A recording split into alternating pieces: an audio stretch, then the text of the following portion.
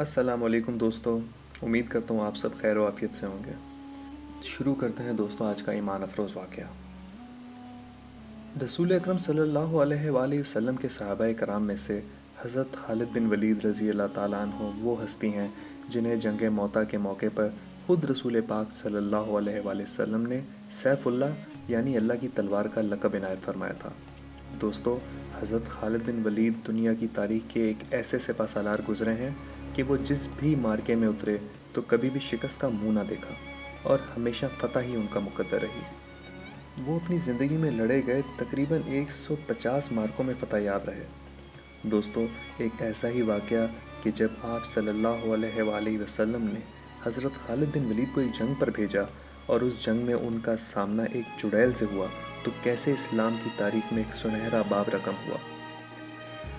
رسول اکرم صلی اللہ علیہ وآلہ وسلم کی ولادت باسعادت سے قبل اور آپ صلی اللہ علیہ وآلہ وسلم کے اعلان نبوت سے پہلے عرب میں بت پرستی ایک قدیم مذہب تھا جس میں 3 سردار دیویوں کی عبادت کی جاتی تھی جن کا نام لات، منات اور عزا تھا۔ عزا کے معنی عزت کے ہیں اور دور جاہلیت میں عرب اس کی پوجا کر کے اس سے عزت و تکریم مانگا کرتے تھے۔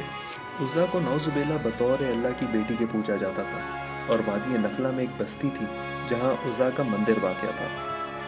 دوستو، یہاں بتاتا چلوں کہ وادی نخلا وہی وادی ہے جہاں رسول پاک صلی اللہ علیہ وآلہ وسلم کی ملاقات جنات کی ایک جماعت سے ہوئی تھی اور آپ صلی اللہ علیہ وآلہ وسلم کی دعوت پر اس جماعت نے اسلام قبول کیا تھا۔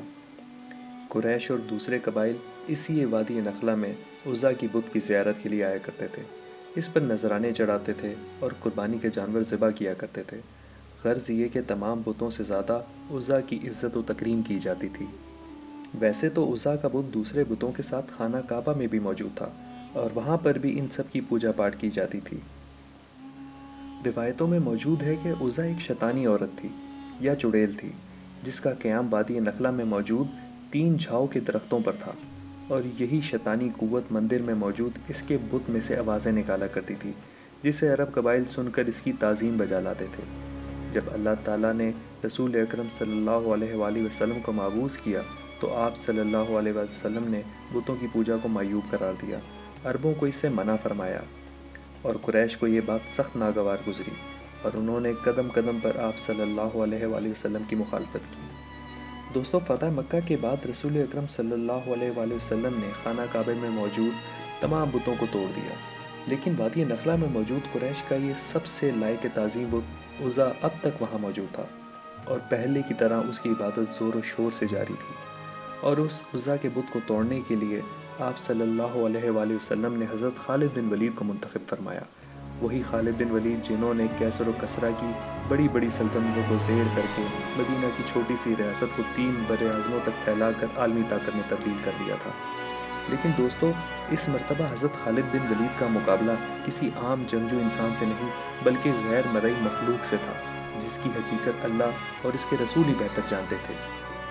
دوستو، 25 رمضان 8 ہجری کے دن حضرت محمد مصطفیٰ صلی اللہ علیہ وآلہ وسلم نے حضرت خالد بن ولید کو حکم دیا کہ وادی نخلا کے درختوں کی طرف جاؤ، تمہیں وہاں 3 جھاؤ کے درخت ملیں گے اور تم وہاں جا کر پہلے درخت کو کاٹ دینا۔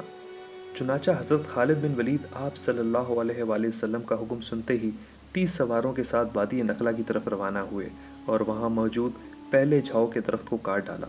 اور جب واپس آپ صلی اللہ علیہ وآلہ وسلم کی خدمت میں حاضر ہوئے تو نبی کریم صلی اللہ علیہ وسلم نے آپ سے پوچھا کہ کیا تجھے وہاں کچھ دکھائی دیا تھا؟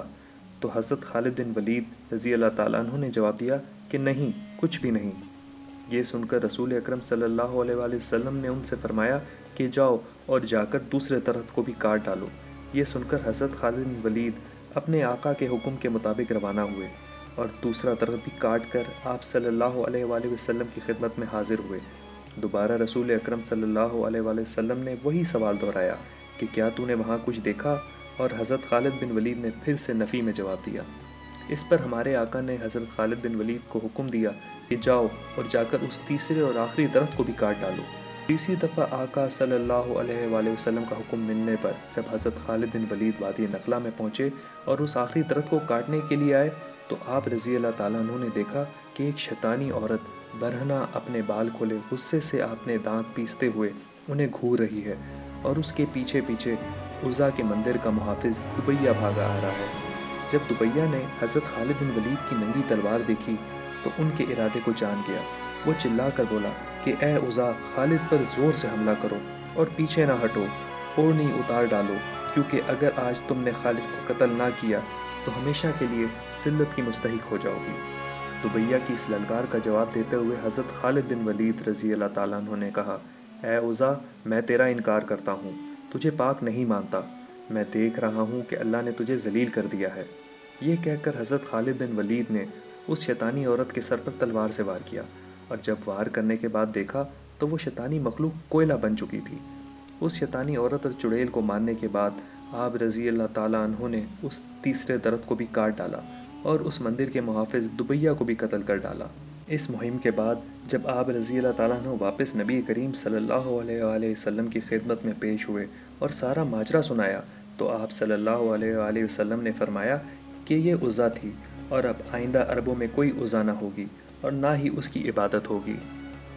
دوستو، ایک اور روایت میں یہ واقعہ اس طرح بیان کیا گیا ہے کہ حضرت خالد بن ولید نے 30 سواروں کے ساتھ وادی نخلہ میں عزا کے مندر پر جب حملہ کیا تو وہاں عزا کے بت کو توڑ ڈالا اور واپس آ کر رسول اکرم صلی اللہ علیہ وآلہ وسلم کو بتایا کہ ہم اس بت کو توڑ کر آ گئے ہیں۔ رسول اکرم صلی اللہ علیہ وآلہ وسلم نے ان سے پوچھا، کیا تم نے اس بت کو توڑتے وقت وہاں کوئی چیز دیکھی تھی؟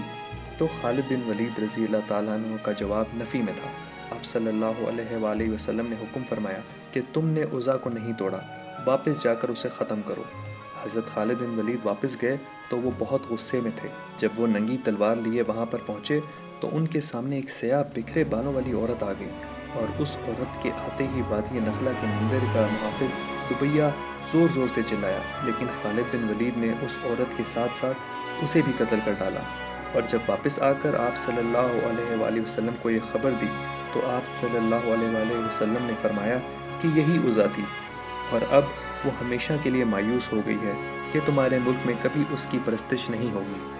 دوستو، وہ دن تھا اور آج کا دن ہے کہ اس زمانے میں عرب جس کو تعظیم والا سمجھتے تھے آج اس کا کوئی نام لینے والا بھی نہیں ہے، اور وہی عرب آج اللہ تعالیٰ کی توحید اور اس کے دین کا سب سے بڑا مرکز ہے۔ دوستو، اب آپ کو اندازہ ہو گیا ہوگا کہ حضرت خالد بن ولید کو دنیا کی تاریخ کا بہترین جرنیل اور سپہ سالار یوں ہی نہیں کہا جاتا، جس کو ہمارے آقا صلی اللہ علیہ وآلہ وسلم نے سیف اللہ کا لقب دیا۔ اس تلوار کی دھار کے آگے کون کھڑا ہو سکتا تھا؟ اللہ تعالیٰ سے دعا ہے کہ ہم سب کے سینوں میں بھی وہی ایمان کی دولت بھر دے جس طرح آپ صلی اللہ علیہ وآلہ وسلم کے جان نثار ساتھیوں کے سینوں میں تھی۔ دوستوں، اس ویڈیو کو زیادہ سے زیادہ شیئر کیجیے گا، کیونکہ اچھی بات پھیلانا بھی صدقہ جاریہ ہے، اور اپنی رائے کا اظہار کمنٹس اور لائک کر کے ضرور کیجیے گا۔ ملتے ہیں نیکسٹ ویڈیو میں اسی طرح کے انٹرسٹنگ واقعے کے ساتھ۔ اپنا بہت سا خیال رکھیے گا۔ اللہ حافظ۔